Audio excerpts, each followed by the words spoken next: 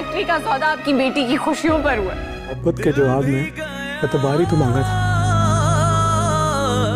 आपको जरा एहसास है इस बात का कि मेरा घर खराब हो गया है? क्या की जाती है किसी से मोहब्बत? क्या मांगा था मैंने तुमसे? मोहब्बत ऑन ही को क्यों दी नहीं है ये फैक्ट्री। उसकी मोहब्बत के पैमाने पर परखो भी नहीं।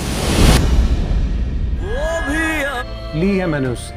बीजान, आप इससे के हमारी फैक्ट्री वापस करें अभी और इसी वक्त। आंखों देखी हकीकत झुठला दूं? मेरे सामने अपनी मोहब्बत का इजहार किया उसने आपसे।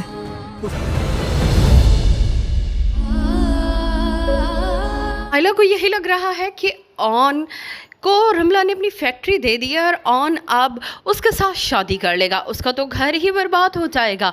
अब जबकि वो उसे ऑन अच्छा लगने लगा है, वो ऑन से मोहब्बत करने लगी है, तो उसकी ज़िंदगी में एक दफ़ा फिर रुकावटें आना शुरू हो चुकी हैं।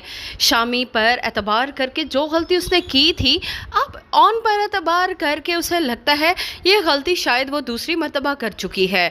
दूसरी तरफ फारूक और आरफा को लगता है कि ऑन को ये फैक्ट्री उन्हें वापस कर देनी चाहिए, मगर ऑन ये फैक्ट्री उन्हें वापस नहीं करेगा क्योंकि ऑन ने ये फैक्ट्री खरीदी है।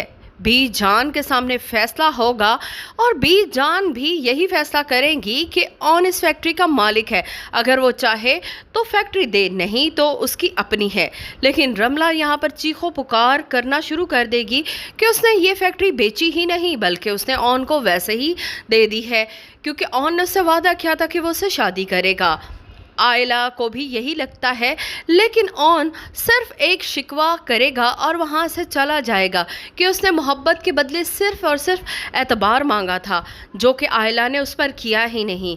वो बारहा आयला को कह चुका था, लेकिन आयला को शायद उसकी कोई भी बात अब समझ में ही नहीं आती।